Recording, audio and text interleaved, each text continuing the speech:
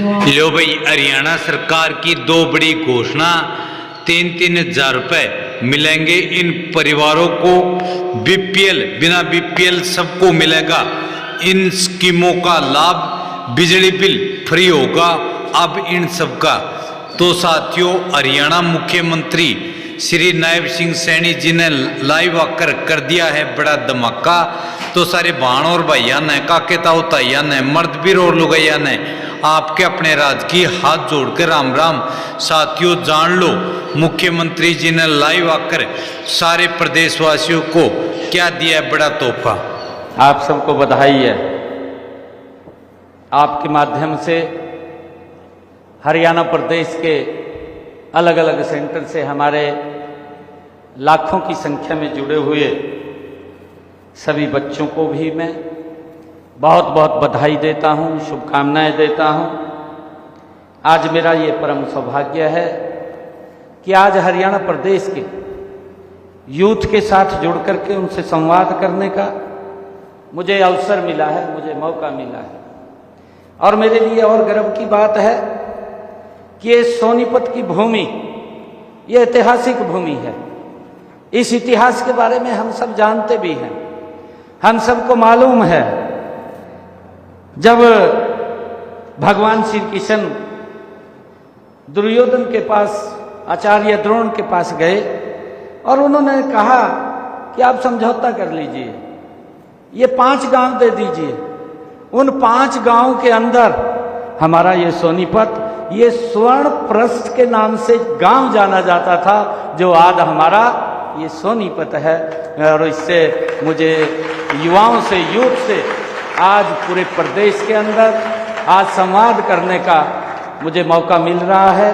मैं आप सबको और सभी युवा शक्ति को मैं बहुत बहुत बधाई और शुभकामनाएं देता हूं।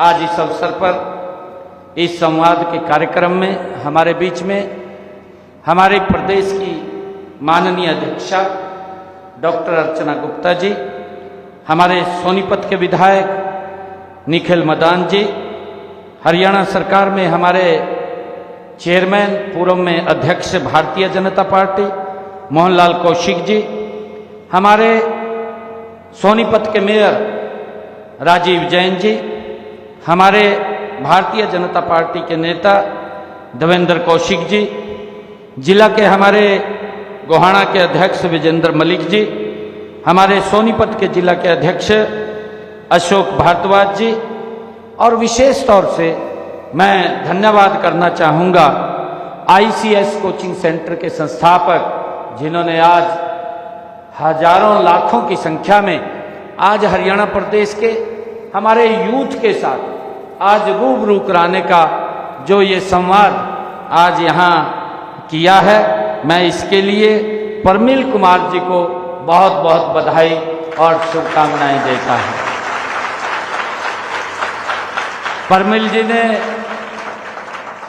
जब वो बोल रहे थे तो उस समय उन्होंने आपके हित की कुछ बातें भी कही हैं और उन्होंने कहा कि इनके ऊपर जरूर कार्य करना चाहिए। हमने भी उन बातों को नोट किया है। मुझे खुशी है कि आज इस सोनीपत की ऐतिहासिक भूमि पर आप सभी जो ऊर्जावान, हमारे प्रतिभाशाली और सपनों से भरे हुए हमारे सभी युवा साथियों के बीच में मुझे आने का ये अवसर मिला है। मैं इस मंच से आप सबके चेहरे को देख रहा हूं। इसका जिक्र हमारे परमिल जी ने भी किया कि आप लोग देख रहे हैं सभी यूथ को और सभी यूथ आपकी तरफ देख रहा है। ये बात परमिल जी ने भी कही है। मैं जब आपकी तरफ देखता हूं तो मुझे उज्जवल भारत के भविष्य आप में दिखाई देता है साथियों, जब मैं आपकी तरफ देख रहा हूं। मुझे आप में वो सपने दिखाई देते हैं जो किसी मां ने अपने बेटे के लिए देखे हैं। मुझे वो सपने दिखाई देते हैं, वो उम्मीद दिखाई देती है जो किसी पिता ने अपनी बेटी के हाथ में किताब देते हुए देखे हैं। वो मैं आपके चेहरों पर वो भविष्य देख रहा हूं। युवा साथियों, आज पूरी दुनिया भारत को केवल एक बाजार के रूप में नहीं देख रही है, बल्कि युवा साथियों एक बड़ी संभावना के रूप में देख रही है। आज दुनिया का दृष्टिकोण भारत के लिए बदला है।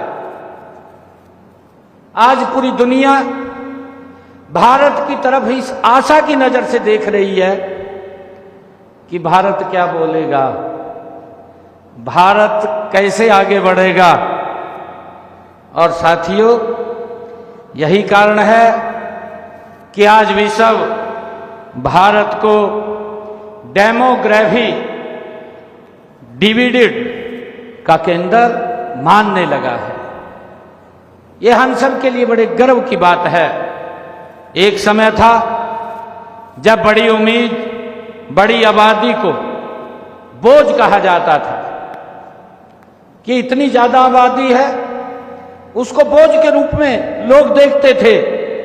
लेकिन आज वही आबादी भारत की सबसे बड़ी पूंजी के रूप में खड़ी हुई है। यह हमारे लिए बड़ी गर्व की बात है। साथियों,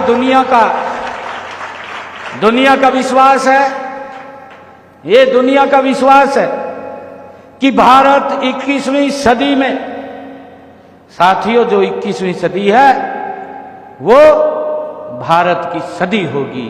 ये दुनिया को विश्वास है, क्योंकि भारत के पास दुनिया की सबसे बड़ी अगर शक्ति कोई है तो हमारे पास सबसे ऊर्जावान साथियों और सबसे नवाचारी और सबसे प्रतिभाशाली युवा शक्ति है। ये हम सब के लिए बड़े गर्व की बात है। साथियों, मुझे खुशी है देश के यशस्वी प्रधानमंत्री नरेंद्र मोदी जी हमेशा कहते हैं कि युवा शक्ति भारत के संकल्प को सिद्ध करने की सबसे बड़ी ताकत है। भारत के संकल्प को सिद्ध करने की सबसे बड़ी ताकत है, ये आदरणीय नरेंद्र मोदी जी कहते हैं। साथियों, मैं जानता हूं कि जब कोई युवा 12वीं पास करता है या कॉलेज ग्रेजुएट होकर के निकलता है, और साथियों तो उसके सामने संभावनाओं के साथ साथ कई साथियों चुनौतियां भी खड़ी होती हैं। युवा साथियों, प्रतियोगी परीक्षाओं की तैयारी करना कोई आसान काम नहीं है। मैंने कहा है कि उसके जो तपस्या आपकी है उसको कोई जानता नहीं है। आपके पैरों में कितने छाले पड़े हैं, आपने कितनी मेहनत की है, कोई नहीं जानता इस बात को। और साथियों, आपने कितनी रातों की नींद खोई है। जब लोग अच्छे से नींद लेते हैं उस समय आपके हाथ में किताब होती है, आप पढ़ते हुए लगे रहते हैं। ये किसी को नहीं मालूम है। अकेले बैठ करके आप पढ़ते रहते हैं, निरंतर परिश्रम आप करते रहते हैं। गर्मी हो, सर्दी हो, असफलता के डर से लड़ना पड़ता है, और सामाजिक जो दबाव होता है युवा साथियों, उसको भी आपको झेलना पड़ता है। कई प्रकार के बातें बोल देते हैं। माँ बाप भी कहते हैं, कई बार उनको लगता है कुछ न कुछ बोल देते हैं, उसको भी हम सहन करते हैं, उसको भी झेलते हैं। गांव में भी कोई बोल देता है, कहा क्या डीसी लगेगा, रोज कई चीजों का सामना आपको करना पड़ता है, परंतु ये आपकी मेहनत है। साथियों, कई बार तो मन में संशय आता है कि क्या मेरी मेहनत रंग लाएगी, क्या मुझे भी कोई सही अवसर मिलेगा। साथियों, मैं आज इन सब बातों पर आपसे मैंने चर्चा की है।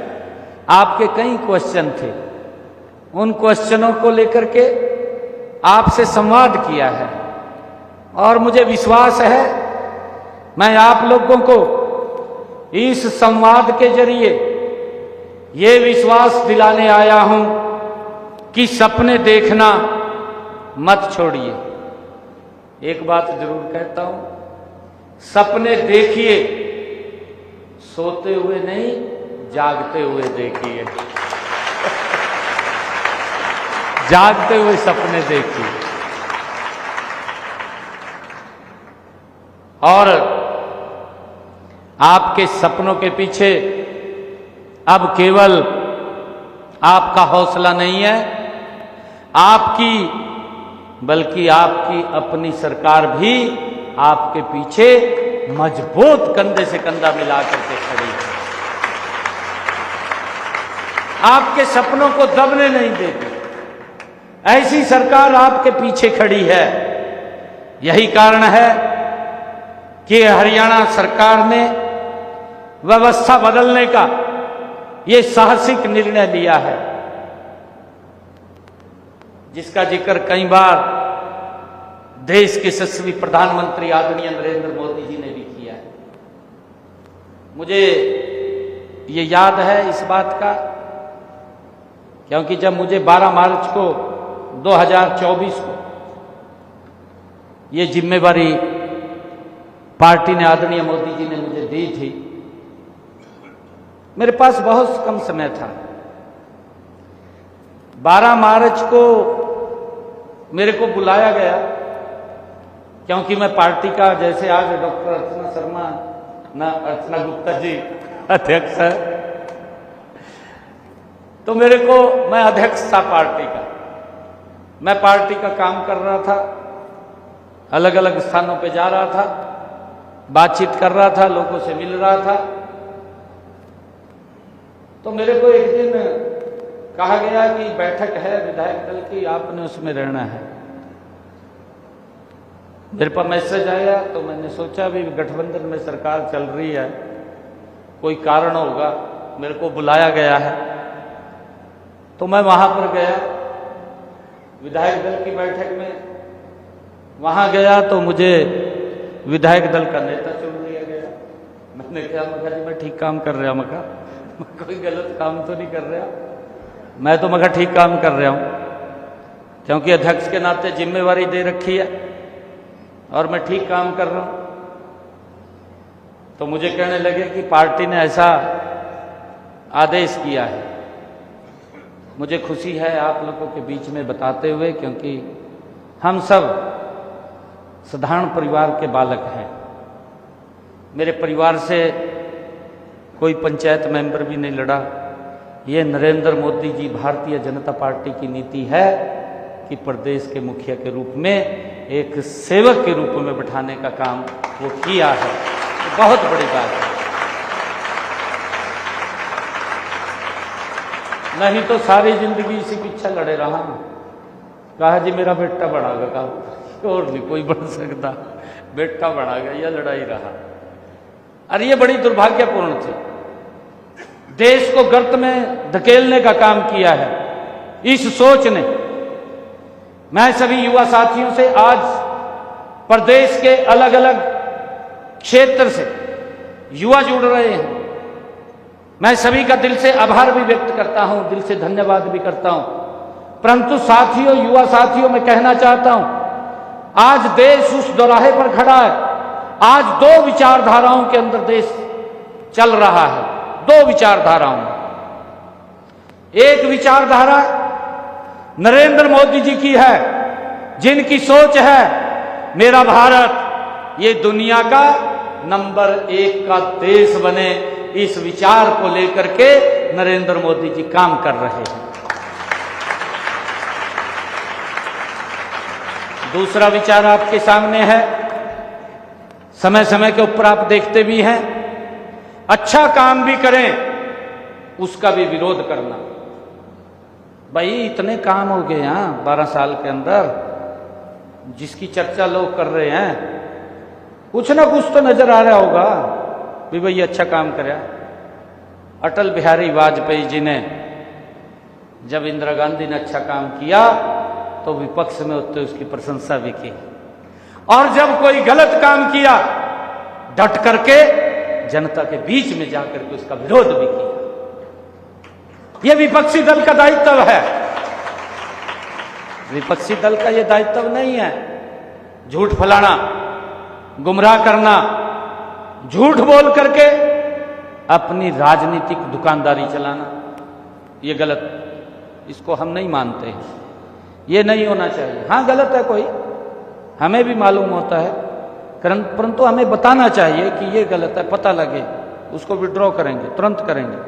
सरकार है ना, अगर कोई काम करेगी, काम कर रहे हैं तो उसको वापस भी कर सकते हैं। उसको हमने तो जन के हित में काम करना है, हमने युवाओं के हित में काम करना है। मैं आपको बताना चाहता हूं कि अभी आईसीएस सेंटर्स के अंदर आप लोग इतनी भारी संख्या के अंदर कोचिंग ले रहे हैं। अभी परमिल जी ने इस बात को कहा भी है कि अगर आपकी ये नीति नहीं होती ट्रांसपेरेंसी की तो एक भी बच्चा यहां दिखाई नहीं देता। ये बात परमिल जी ने कही है। इसके पीछे कितनी ताकत लगी है, इसके पीछे बहुत सारे ऐसे लोग हैं, इसको फेल किया जाए।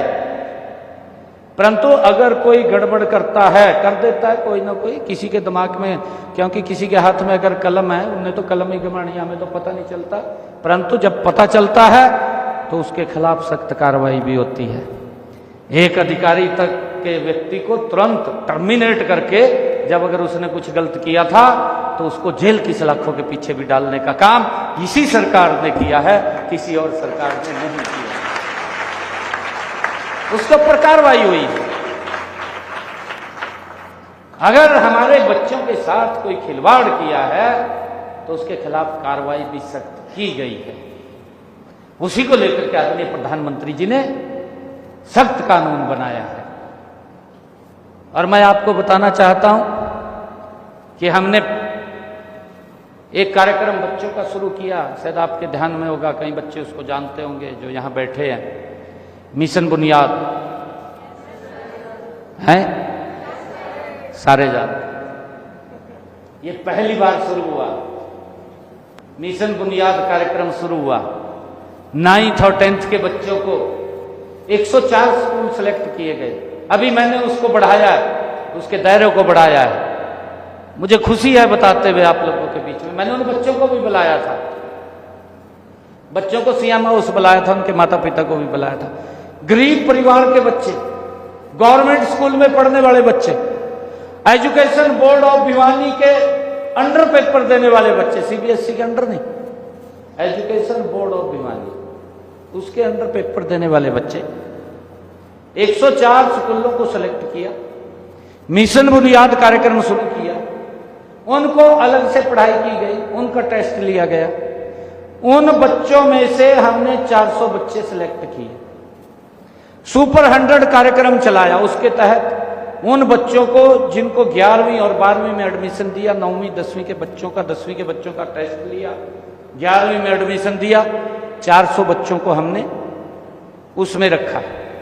अब जब ये रिजल्ट आया मुझे खुशी है, वो 400 बच्चों में से जो गरीब परिवार के बच्चे हैं, जो सरकारी स्कूल के अंदर पढ़ते हैं, वो बच्चे 400 बच्चे जो सुपर 100 के अंदर वहां पढ़ रहे थे, जब रिजल्ट आया 12वीं का, 12वीं के बाद उन्होंने जो ऑल इंडिया रैंक का टेस्ट दिया, आज देश की ऐसी कोई आईआईटी नहीं है, ऐसा कोई एआईआईएम नहीं है, ऐसा कोई एनआईटी नहीं है जिसके अंदर हमारे बच्चों का सिलेक्शन ना हुआ हो, हमारा एडमिशन ना हुआ हो, उन बच्चों के एडमिशन हुए।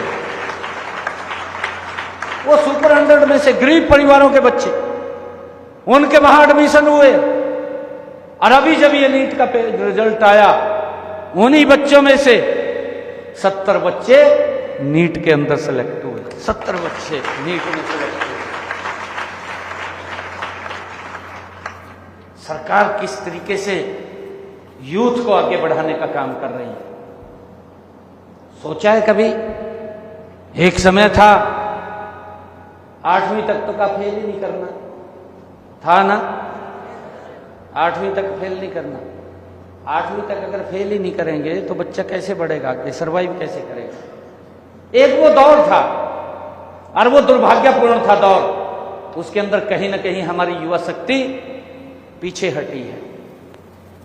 और मैं तो एक बात कहता हूं कि हमारे युवाओं को मंच की आवश्यकता है। प्रतिभा तो उनके अंदर कूट कूट के भरी हुई है, वो देश और दुनिया के अंदर नाम ऊंचा करना जानते हैं। अभी आपने देखा भी है, अभी देखा है, अभी कॉमनवेल्थ के एशियन गेम, एशिया के कॉमनवेल्थ के जो गेम हुए थे, इसके अंदर हमारे बच्चों ने क्या प्रतिभा दिखाई है। देश के अंदर 39 मेडल आए हैं। 39 मेडलों में से 13 गोल्ड मेडल आए हैं। 13 गोल्ड में से 7 हरियाणा के यूथ लेकर के आए। यहां तक नहीं, मैं आपको एक और बात बता रहा हूं, इससे आगे बता रहा हूं। 7 गोल्ड मेडल में से 5 हमारी बेटियां लेकर के आई हैं। ये बहुत ही गर्व की बात है। अगर बच्चों को ठीक दिशा मिलती है, ठीक मंच मिलता है, तो अपनी प्रतिभा को दिखाने में वो पीछे नहीं रहते हैं। परंतु जब मंच नहीं मिलता तो क्या हालात होते हैं आपके सामने, उसका मैं उदाहरण भी आपको बताना चाहता हूं। जब मंच नहीं मिलता, अभी की बात है, अभी परमिल जी ने जिक्र किया है, जेबीटी के हमारे मेवात कैडर का रिजल्ट आया, अभी आया। और सौभाग्य से मेरा उस दिन पुन्हाड़ा में कार्यक्रम भी था, बड़ी रैली थी पुन्हाड़ा के अंदर। मैं पुन्हाड़ा के अंदर गया और रिजल्ट शाम को आया, अगले दिन मेरी रैली थी। तो मैंने वहां पुन्हाड़ा में जब मैं गया मंच पर, तो मैंने सर्च किया भी पुन्हाड़ा के कितने बच्चे लगे। तो मैंने देखा, तो मैंने मंच से बोला 29 बच्चे पुन्हाड़ा के सिलेक्ट हुए। 29 बच्चे पुन्हाड़ा के, हाँ सोनीपत के सबसे ज्यादा। परंतु पुन्हाड़ा के मैं सर्च कर रहा था, मंच पे बैठा बैठा मैंने किया, मैं रिजल्ट आया, मैं देखता हूं कितने बच्चे लगे। मैंने मंच से खड़ा होकर के कहा, जब मैं रैली में खड़ा हुआ बोलने के लिए, मैंने मंच से कहा भी इतनी भारी संख्या में लोग बैठे हैं, मैं मंच से इस बात का ऐलान कर रहा हूं कि पुन्हाड़ा के 29 बच्चे रात जो रिजल्ट आया है उसके अंदर सेलेक्ट हुए हैं। गरीब परिवार के बच्चे सेलेक्ट हुए हैं। एक भी व्यक्ति खड़ा होकर के कह दे किसी ने 5 पैसे किसी को दिया हो, बिना पर्ची बिना खर्ची के हरियाणा सरकार के अंदर नौकरी लगे। मैंने यहां तक कहा कि किसी बच्चे को, किसी विधायक, किसी मंत्री, मुख्यमंत्री के चक्कर काटने पड़े हों या उसके माँ बाप को काटने पड़े हों, नहीं तो माँ बाप को तो 2-3 जोड़ियां सुहानी पड़ाती टूट जाती। बच्चा सोचता रहता था अभी किसकी सिफारिश करें, सिफारिश होगी तब जाकर के नौकरी मिलेगी। और सबसे बड़ा अगर शोषण होता था उस कड़ी के अंदर बेटियों का शोषण होता था। बेटियों का सबसे ज्यादा शोषण होता था। शोषण इसलिए बेटियों को होता था क्योंकि परिवार सोचता था कि बेटा नौकरी लग जाएगा, बेटी तो दूसरे घर जाएगी। सबसे ज्यादा शोषण अगर होता था, बेटी के बारे में तो कोई सोचता नहीं था, कहा ये तो दूसरे घर जाएगी, बेटा घर को चलाएगा, उसके लिए प्रयास करते थे। कितना बड़ा शोषण होता था, कल्पना कीजिए आप सोचिए क्या होता था। और ये लोग, ये किस प्रकार का एजिटेशन, भाई अगर किसी ने गलती की है उसके खिलाफ कार्रवाई भी होगी, ऐसा नहीं है हम बख्शेंगे थोड़ी किसी को। हमारी नीति है, हमारी जो नियत है उसके ऊपर कोई क्वेश्चन मार्क नहीं कर सकता। और उसी के कारण से मुझे बड़ा पीड़ा भी हुई, हमारे यूथ को भी पीड़ा हुई। परमिल जी ने जो कहा कि हम लाडवा के अंदर गए थे, परमिल जी पूरे यूथ के साथ वहाँ आए थे। मैं जिस दिन नॉमिनेशन फाइल करने के लिए गया, क्योंकि झूठ फैलाने के अंदर तो लोग माहिर होते हैं, मैं सारा दिन पूरे प्रदेश के अंदर घूमता था, क्योंकि जिम्मेवारी मेरी थी। हर प्रत्याशी सोचता था कि मुख्यमंत्री मेरे चुनाव क्षेत्र में आ जाएं, यहाँ प्रचार कर जाएं। मैं सुबह 9 बजे निकलता था और शाम को 7-8 बजे मैं हल्के में आता था डेली। तो सुबह सुबह मैं 5 बजे उठता था, 5 से लेकर के 8 बजे तक मैं गांव के कार्यक्रम करता था, और फिर वापसी में 7-8 बजे आता था। फिर रात को 9 बजे से लेकर के रात के 12-1-2 बजे तक मैं गांव में घूमता रहता था।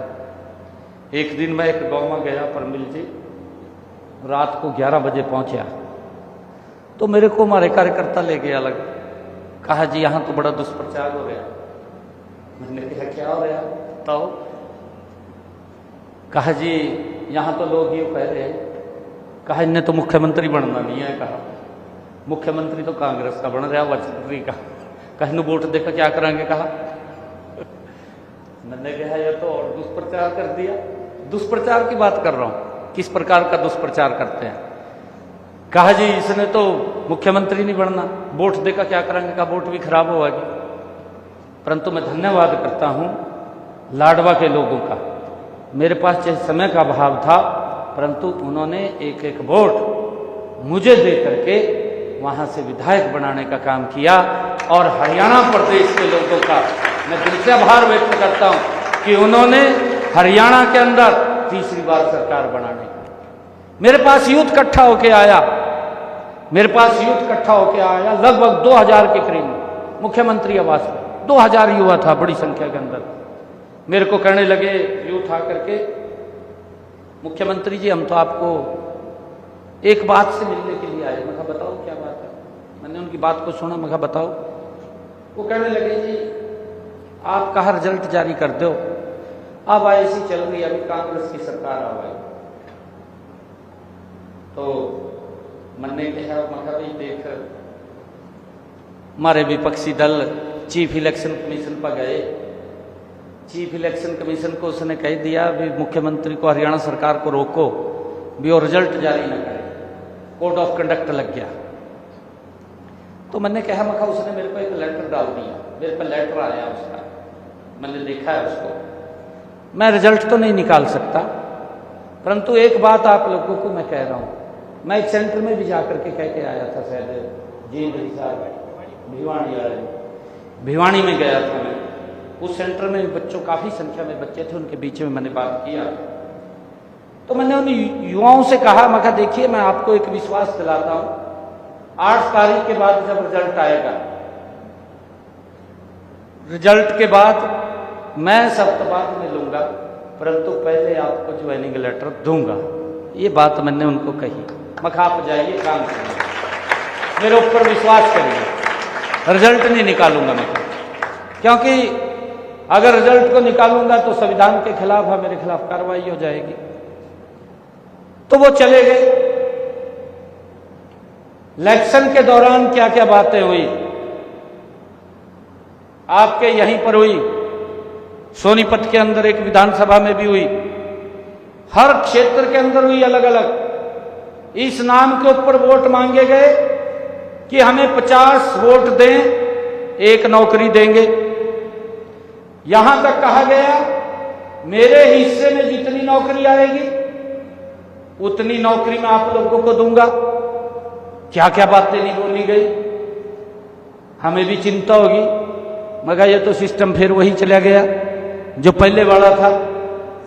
परंतु प्रदेश के लोगों का जो आशीर्वाद था, उस आशीर्वाद के बाद जब सरकार बनी, सब तो बाद में लिया, पहले 25,000 युवाओं को साथियों ज्वाइनिंग लेटर देने का काम हमारी सरकार ने किया। ये पहली बार हुआ। देश के प्रधानमंत्री मोदी जी ने लोकसभा के अंदर चर्चा करी, और अभी भी प्रधानमंत्री जी ने जींद की रैली में कहा यह साधारण काम नहीं है, ये बहुत बड़ा ऐसा काम है, जितनी ताकत आपको लगानी पड़ती है सरकार को भी उतनी ताकत लगानी पड़ती है। मैं आपको बताना चाहता हूं, मैं अभी बता रहा था कि जब ये रिजल्ट आया, हमारा मेवात कैडर का। उसी वक्त पंजाब का भी एक रिजल्ट आया, एक्साइज इंस्पेक्टर का। किस किस को मालूम है? मालूम है? आपको मालूम नहीं है, मैं बताना चाहता हूं, जानकारी रहनी चाहिए भी हमारे स्टेट में जहां ये लोग बोलते हैं। इनके दो चेहरे हैं। मैंने कहा है कि दो विचारधाराएं चल रही हैं देश के अंदर। निर्णय हमने करना है कौन से विचार के ऊपर चलना है। पंजाब का रिजल्ट आया, हमारा रिजल्ट आया हरियाणा का। हमारे युवा, मैं मंच के ऊपर खड़ा होकर के एक बात बोल रहा हूं। मैंने अभी आप लोगों को कहा कि जब मैं पुनाहाना के अंदर रैली में खड़ा हुआ, मैंने सर्च किया भी इन पुनाहाना के कितने बच्चे लगे, तो उसके अंदर 29 बच्चे लगे। मंच से पूछा गया, किसी ने कोई 5 पैसा लगाओ, कोई किसी के दरबार में गया हो, मुझे बताएं। कोई किसी के दरबार में नहीं गया, किसी का कोई 5 पैसा नहीं लगा, बिना पर्ची बिना खर्ची के। बस साथियों, हमारा युवा सेलेक्ट हुआ। ये बात मैं मंच से कह रहा हूं। दूसरी तरफ रिजल्ट आता है साथियों, जब एक्साइज इंस्पेक्टर का रिजल्ट आता है तो उसमें बच्चे कौन पास होते हैं, आप कल्पना कीजिए। उसमें बच्चे वो पास होते हैं जिसने अपने नाम के लिखा स्टेट बैंक ऑफ इंडिया, वो बच्चा एक्साइज इंस्पेक्टर लग गया। जो लोग जंतर मंतर के ऊपर खड़े होकर के साथियों युवाओं के बीच में अपनी राजनीति चमकाने का काम कर रहे थे, उनकी स्टेट के अंदर ना कोई राहुल गांधी बोला, ना कांग्रेस का कोई नेता बोला, ना जो इंडी गठबंधन के लोग हैं वो बोले, एक भी नहीं बोला। वो बच्चे पास हो गए जिसने अपने नाम के ऊपर लिखा स्टेट बैंक ऑफ इंडिया, वो बच्चा एक्साइज इंस्पेक्टर लग गया। जिस बच्चे ने अपने नाम पे लिखा DPIS, वो बच्चा एक्साइज इंस्पेक्टर लग गया। जिस बच्चे ने अपने नाम के ऊपर लिखा फोटो PHOTO, वो बच्चा एक्साइज इंस्पेक्टर लग गया। जिस बच्चे ने अपने नाम पे लिखा एक दिन कर्मा वाला, वो बच्चा एक्साइज इंस्पेक्टर लग गया। यहां तक नहीं, इससे भी आगे बढ़ करके वो बच्चे एक्साइज इंस्पेक्टर लग गए जिन्होंने 2 फार्म भरे, 2 सेंटर अलॉट हुए, एक समय में पेपर हुआ, दोनों जगह एक्साइज इंस्पेक्टर लग गए। दोनों जगह एक्साइज इंस्पेक्टर लग गए। ये विचार करने की बात है। ये कौन सी दिशा देने का काम कर रहे हैं? कांग्रेस नहीं बोली, आम आदमी नहीं बोला, आम आदमी की सरकार है। हाई कोर्ट के अंदर बच्चे चले गए, हाई कोर्ट ने उसको स्टे कर दिया, उसके ऊपर कार्रवाई चल रही है हाई कोर्ट के अंदर। युवाओं के साथ कितना बड़ा शोषण ये लोग करते हैं, इनका चेहरा वही है। ये यूथ के उनके भविष्य के लिए काम नहीं करते, ये तो अपने भविष्य कैसे सुधरे, कैसे संवरे, उसके लिए काम करते हैं। ये तो ताजा उदाहरण है, ये मैं कोई दूसरा लंबा उदाहरण नहीं बता रहा हूं। 2 रिजल्ट आते हैं, एक हरियाणा का आता है, एक पंजाब का आता है। एक भी व्यक्ति की कोई बात आपने सुनी हो युवाओं के साथ शोषण हो गया? इनका एक बड़ा नेता आम आदमी पार्टी का मनीष सिसोदिया जंतर मंतर के ऊपर खड़ा होकर के बोल रहा था कि अगर हमारे पंजाब के अंदर सरकार है, अगर हमारे यहां पेपर लीक होता है, उसी दिन हमारा शिक्षा मंत्री त्याग पत्र दे देगा। ये मनीष सिसोदिया बोल रहे। केजरीवाल उसके साथ बैठे, केजरीवाल कुर्सी लाए बैठे उसके साथ, और वो भाषण दे रहे मनीष सिसोदिया जंतर मंतर के ऊपर। और फार्मेसी का पेपर लीक हो गया है भी 15 दिन पहले पंजाब के अंदर, मालूम है? किसी की कोई आवाज आई है भी पंजाब में पेपर लीक हो गया? या किसी ने ये कहा हो भी भाई शिक्षा मंत्री का त्याग पत्र दे दो? कहा तो नहीं किसी ने। ये युवाओं के साथ खिलवाड़ करने वाले लोग हैं। मैंने कहा है कि इस देश के अंदर 2 विचार है। एक विचार ये है, एक विचार देश को बुलंदियों पर पहुंचाने का है, एक विचार हमारे बच्चों के भविष्य को संवारने का है, एक विचार बच्चों के भविष्य को गर्त में डालने का है। हमने ये तय करना है कि हमने किस विचार के साथ चलना है। ये लोग झूठ बोलते हैं, झूठ बोल करके लोगों को गुमराह करते हैं। अभी भी लोकसभा है, लोकसभा का मंच होता है कि भाई चर्चा करिए, विचार करिए, परंतु ना चर्चा करनी, ना विचार करना, वॉकआउट करके बाहर निकल जाना, संसद को नहीं चलने देना। यही विधानसभा का काम। विधानसभा के अंदर पिछले दिनों नौकरियों के ऊपर इन्होंने उंगली उठाई, मैं खड़ा हो गया, मैंने कहा मैं एक एक बात का जवाब देने के लिए तैयार हूं, एक एक बात का। अगर मेरे अंदर कोई कमी है मैं नहीं जवाब दे सकता, मैं मुंह छुपाऊंगा अगर मेरे अंदर कमी है, परंतु मेरे में कमी नहीं है। एक एक बात जो आपने कही है, आप मेरी बात सुन करके जाना, आप वॉकआउट करके नहीं जाना। पूरी की पूरी कांग्रेस खाली होगी, विधानसभा के अंदर एक भी नहीं बैठा, सारे उठकर बाज गए। कैसे सुने? उनके कार्यकाल के जो कारनामे थे एक एक के बारे में बताया गया, वही कारनामे उनके गठबंधन की सरकार में पंजाब में चल रहे हैं। ये हमें विचार करना है। मैं आज आप सबको इस अवसर पर, आज जो युवाओं के साथ ये संवाद हुआ है, मैं बहुत बहुत आपको बधाई भी देता हूँ। मेरा सौभाग्य है कि हरियाणा के यूथ के साथ आज जुड़ने का मुझे मौका मिला है।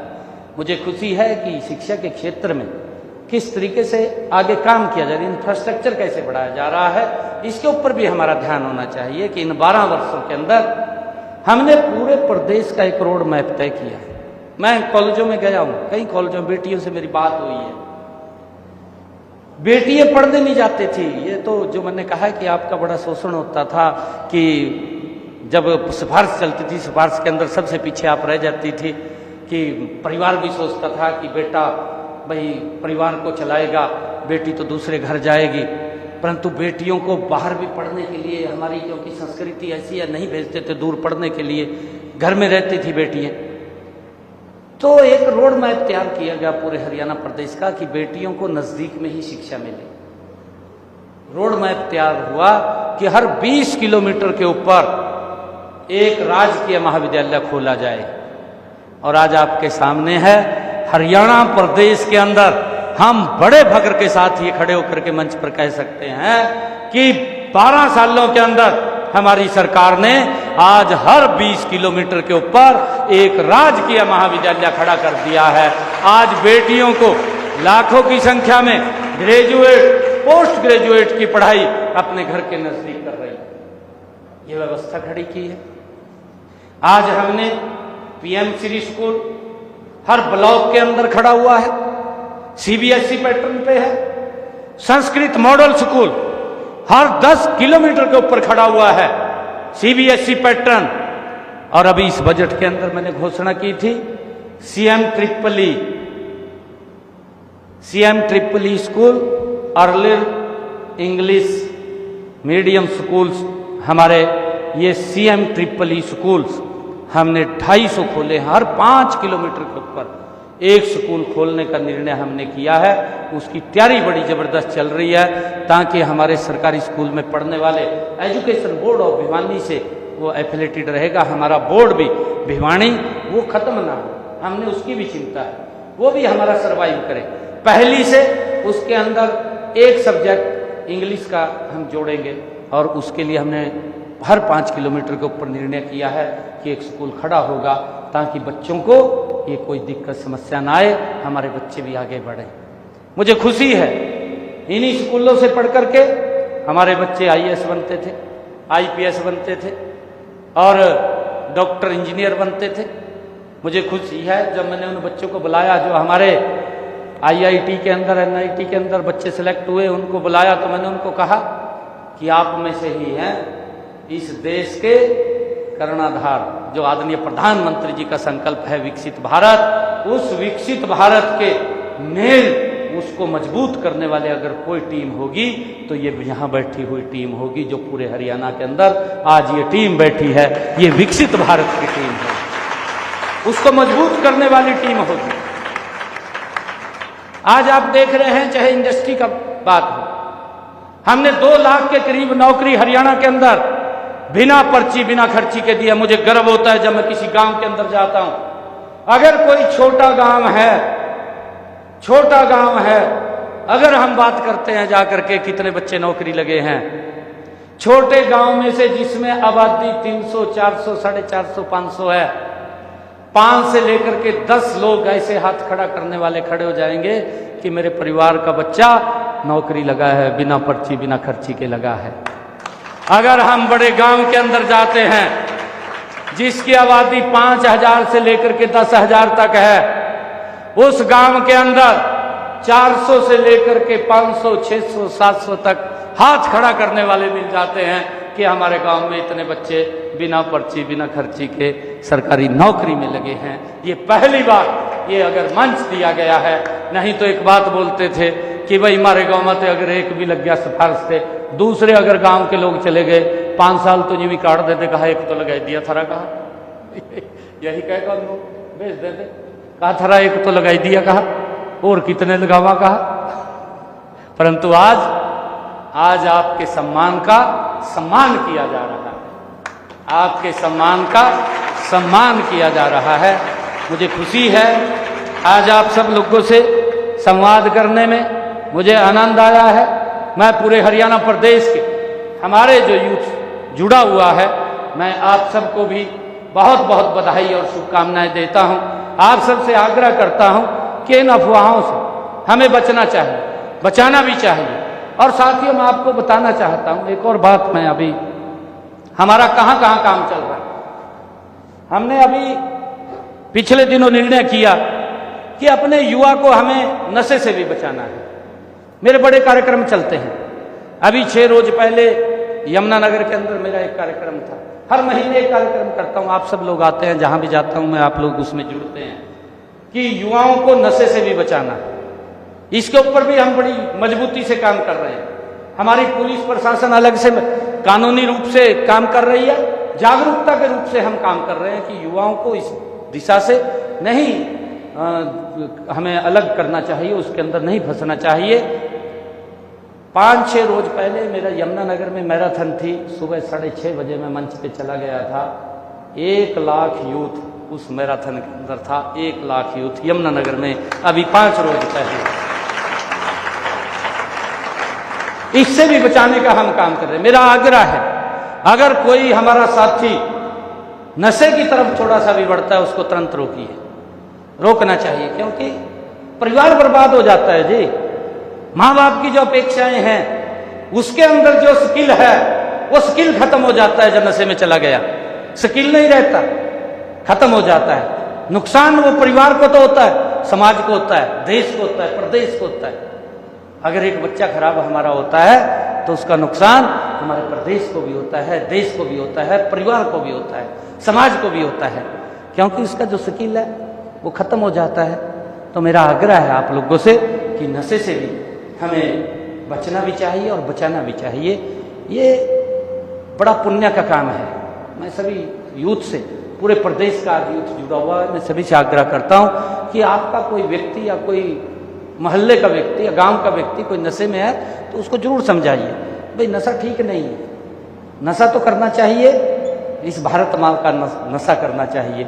नशा तो उस बात का होना चाहिए कि मैंने IAS बनना, भाई ये नशा होना चाहिए। और मुझे खुशी है, UPSC का रिजल्ट आया, मैंने अभी बुलाए थे बच्चे, 70 बच्चे UPSC में मेरे हरियाणा के सिलेक्ट हुए हैं। 70 बच्चे UPSC में, उनको बुलाया था। मेरे हरियाणा के SCS के बच्चे लगे हरियाणा के अंदर, उनको बुलाया, उनकी ट्रेनिंग खत्म हुई थी, मैंने उनको बुलाया तो मैं पूछने लग गया उनको परिवार के बारे में। मैंने 1-2 के पूछा है, जैसा बेटी उषा ने कहा है, वर्षा ने कहा है बेटी ने कि मेरे पिताजी मजदूरी करते हैं। बेटियों ने कहा मेरे को खड़े होकर कि मेरे पिताजी मजदूरी करते हैं, मैं SCS अधिकारी लग गई। क्या कल्पना कर सकते थे पूर्व की सरकार में गरीब परिवार का बच्चा SCS लग जाएगा? नहीं कर सकते थे। उसके लिए अलग योग्यता थी। उसके लिए योग्यता यह थी कि वो मामे का छोरा होना जरूरी है, या उसका बेटा होना जरूरी है, या उसका कोई रिश्तेदार नजदीक का होना जरूरी है, तब जाकर के SCS लगता था, अदरवाइज सोच भी नहीं सकते थे। परंतु आज आपके सम्मान का मैंने कहा है कि सम्मान किया जा रहा है। आप सबको मैं बहुत बहुत बधाई और शुभकामनाएं देता हूं।